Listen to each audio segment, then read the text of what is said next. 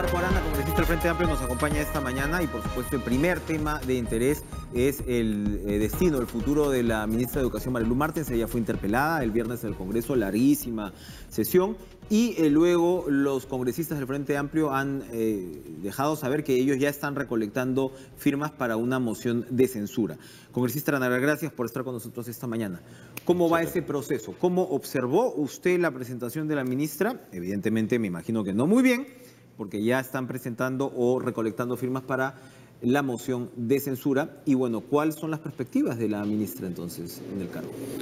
A ver, en principio esperábamos que después de los primeros minutos de intervención de la ministra, cuando ella señala que la huelga los tomó sin herramientas necesarias de respuesta en el Ministerio de Educación, cuando ella señala además que la situación del magisterio había cambiado y del SUTEC, ¿no?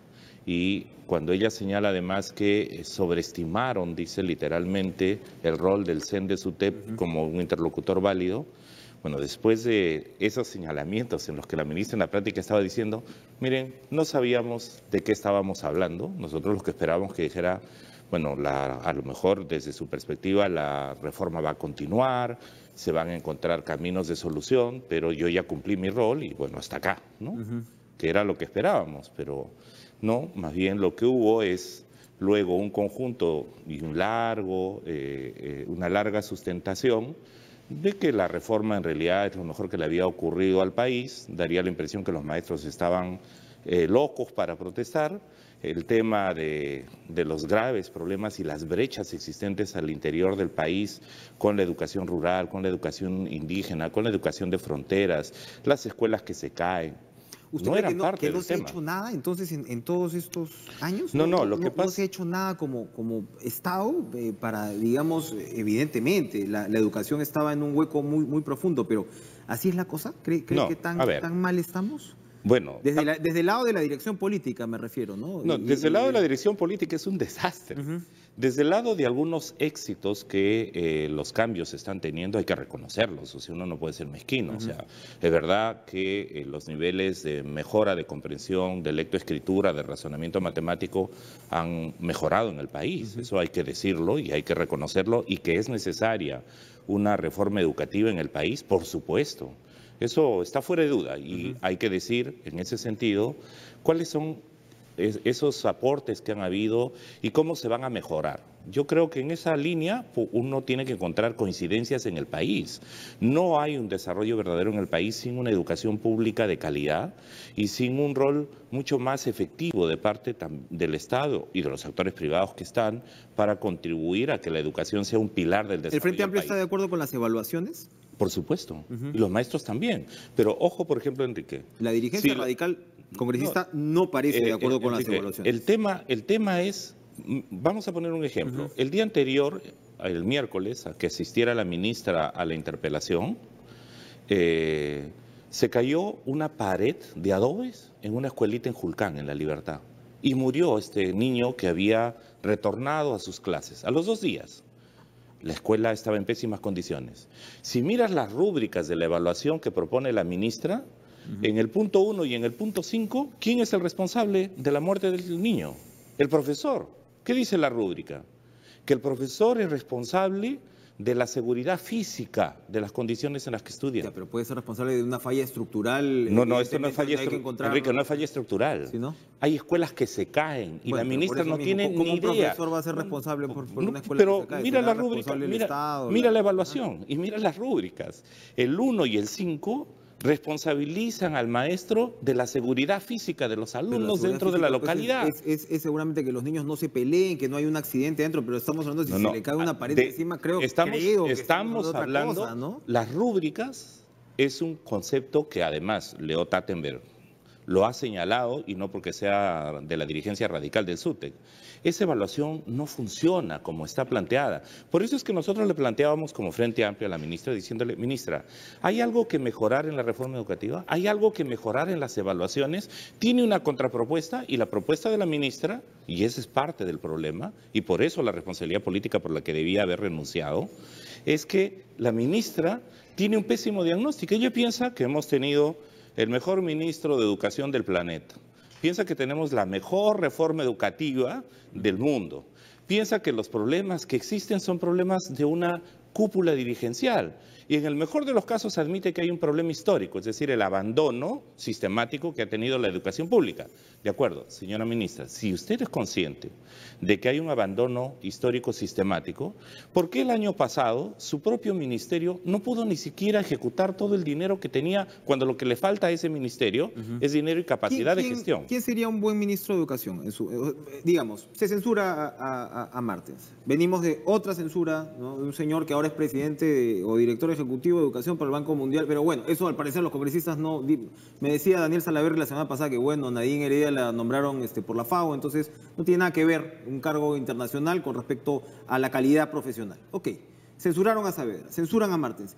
¿Quién va a ser el siguiente ministro? ¿Quién se anima a hacer ese fajín? Bueno, ¿cómo lo observa usted? Porque si estamos de acuerdo en que se debe mantener una reforma educativa de una educación que es pésima. Yo, por supuesto, estoy a favor de recuperar la dignidad de los maestros, pero no hay que perder de vista, creo yo, que el horizonte debe ser la calidad educativa. Sí, no que los maestros estén reclamando mejores sueldos, que, insisto, ¿no? Se lo merecen y ojalá podamos realmente revalorar como se merece. Pero, ¿quién dirigiría?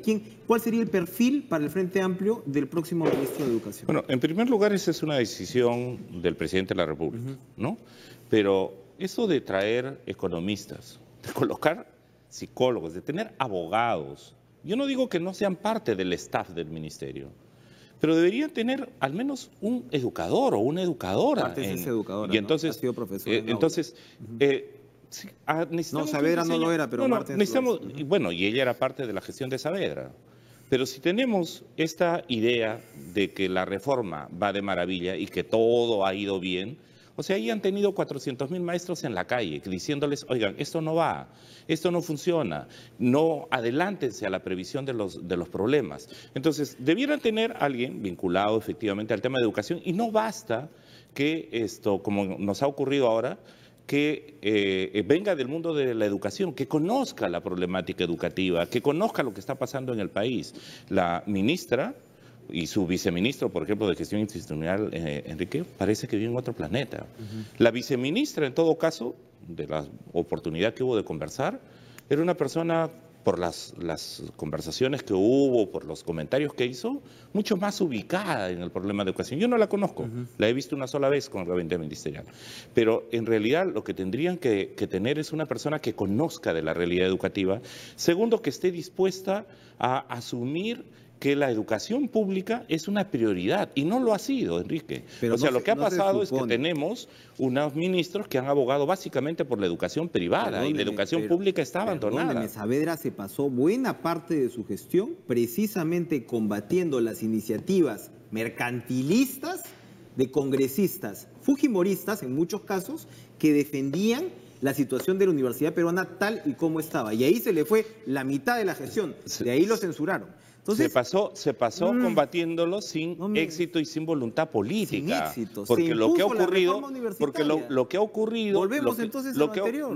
No es necesario volver a lo anterior. Yo estoy señalando que lo importante es qué logros han existido, generar un consenso sobre los logros, sobre la importancia de la educación. Y para eso, por ejemplo, vamos a ver en el presupuesto general de la República qué fondos se están asignando a educación pública. En este momento ya nos vienen a decir que el presupuesto va a crecer ligeramente, pero que el presupuesto de educación va a crecer enormemente. Están haciendo un maquillaje de cifras. Hay que entrar a un debate serio sobre cómo en este gobierno, yo espero en realidad poco, porque la mirada es neoliberal, la mirada es seguir apostando por la educación privada, el deseo es que la educación pública pueda languidecer, no les interesa la educación pública como un tema de fondo, y por eso, por ejemplo, el tema de los maestros, no solo de los que están en actividad, de los jubilados, de los contratados, de la infraestructura escolar pública. En este momento en el presupuesto lo que van a hacer es usar parte de los fondos de reconstrucción para el tema de APPs. ¿Quiénes van a beneficiarse fundamentalmente de eso? Eso es lo que hay que mirar. Se va a beneficiar el maestro de escuela, el niño de escuela, ¿se va a beneficiar la localidad de la región o van a seguir favoreciendo los grandes negocios? Estamos hablando de cosas muy distintas, no es un panorama realmente amplio, pero la verdad, no sé si yo quisiera que mi hijo tenga como profesor el señor Guainalaya o el profesor Castillo. No, pero ese es un tema, Enrique. Hay que mejorar la calidad del magisterio y ahí deberían estar todos los actores políticos unidos hacia un frente. Hay que mejorar la educación pública. Yo vengo de educación pública, también he ido a educación privada y quisiera que los niños del Perú tuvieran la mejor educación pública posible. Por eso es que, por ejemplo, Chile invierte más en educación, Bolivia invierte más en educación, apenas el 11%, Colombia invierte más en educación. Apenas el 11% de profesores en el sector público en el Perú son menores de 35 años. Ese porcentaje es de más del 55% en las demás carreras. Eso quiere decir, por supuesto, que el magisterio ha sido descuidado, sin duda alguna, y que urge un recambio generacional con mejores elementos, sin duda alguna. Sí. Que hay que cuidar a quienes ya están culminando su carrera también. Y eso implica retroceder Enrique, no se trata de retroceder, se trata de que, por ejemplo, nos digan claramente cuál es la propuesta para mejorar la formación de maestros en los institutos pedagógicos. Que dicho sea paso, a lo largo de estas 2 décadas los han destrozado. Han convertido varios de los institutos pedagógicos en una especie de escuelas para cualquier, incluso otra profesión, porque ya no quieren ir los jóvenes a los institutos pedagógicos. Y las facultades de educación están a la deriva, la mayor parte. Incluso hay universidades que han cerrado o que han bajado enormemente su capacidad de oferta. Pero si ni siquiera querían reforma universitaria. Pero entonces mejoremos la educación de los institutos pedagógicos, mejoremos la formación en las facultades de educación, mejoremos las condiciones de los maestros. Pero acá colocarles, por ejemplo, yo no digo que les exijamos y que tengamos maestros calificados, eso es lo que queremos. Queremos una educación pública de calidad. Las condiciones actuales, y la ministra no ha reconocido en absoluto cuáles son los problemas que hay para mejorar y tener una educación pública de calidad. Solamente evaluación y meritocracia para profesores con 1.500 de sueldo. Hay cierta paradoja, Marco, de muchas de sus críticas muy valiosas, por supuesto, tienen que ver con un modelo este modelo que usted llama neoliberal, excesivamente que ha fracasado en Chile, que ha fracasado excesivamente en Argentina. mercantilista en la educación, viene de los años 90. Y hay alguna paradoja en que de repente si Martens es censurada lo sea con los votos del Frente Amplio y del Fujimorismo, ¿no le parece? Y de Acción Popular y ojalá los de APP. Se lo comento porque muchos están diciendo ahora, mira cómo, es lo que se dice, en algunos casos los extremos se tocan, ¿no? Y el Frente Amplio está acompañando en muchos casos al Fujimorismo en este caso es la ineptitud, es la insensibilidad de un ministerio frente a este problema gravísimo. ¿Acaso no se veía venir? El año pasado, Enrique, si ustedes miran los argumentos por los cuales nosotros cuestionamos a Saavedra, la principal responsabilidad de la huelga no es el CONARE, es esta ministra y su gabinete que no han visto lo que está pasando en educación, o sea, que no fueron capaces. Tiene nada que ver, lo han tenido que ver, pero por favor, o sea, 400.000 maestros, Basombrío dijo que eran 5.000, según tú, Enrique, serían 400.000 maestros Pocayata. Es que sabemos que el tema es más o menos tiene que ser aislado. Tienes, por supuesto, maestros insatisfechos. Tienes aproximadamente 70.000 maestros que no han superado las evaluaciones para ingresar a la carrera magisterial. Eso te habla de un caldo de cultivo de insatisfacción y de repente de maestros que no están lo suficientemente preparados. Y de capacitación que está fallando. Tienes maestros que están esperando entonces o demandan una dirigencia que le diga, ¿sabes qué? Profesor, yo le voy a eliminar las evaluaciones. Yo voy a pelear para que el techo mínimo sea de 4.000 soles, que sabemos que no se va a obtener.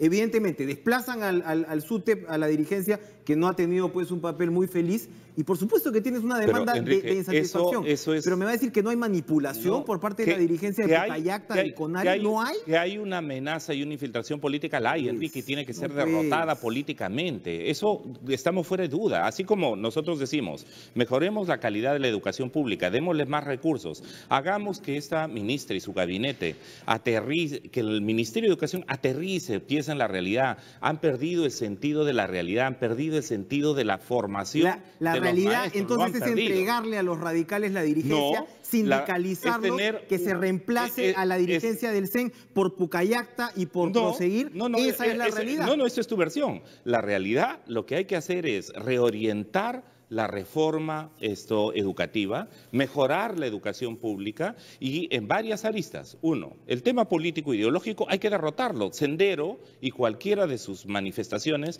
no pueden retornar al país y hay que cerrarles la puerta y hay que derrotarlos.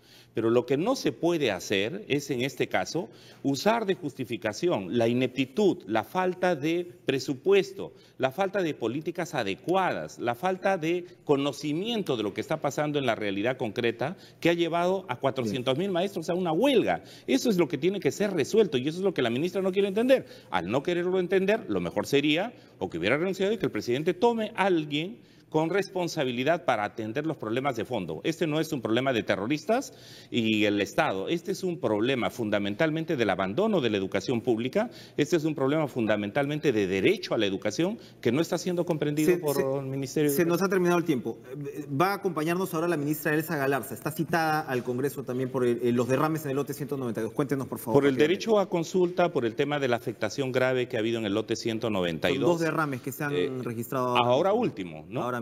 Es más, hay una comisión investigadora de derrames, pero a lo que a nosotros nos preocupa es que décadas de explotación petrolera han generado contaminación de ríos, no hay agua necesaria para vivir, los suelos están afectados, hay un reclamo de derecho de consulta de por medio, se está a punto de generar un contrato por 30 años más sin resolver los problemas de fondo y sin respetar el derecho a consulta. Entonces, le hemos pedido a la ministra que vaya y además, hace unos 10 días, han asesinado a 6 campesinos por los temas del avance de la palma aceitera en Ucayali.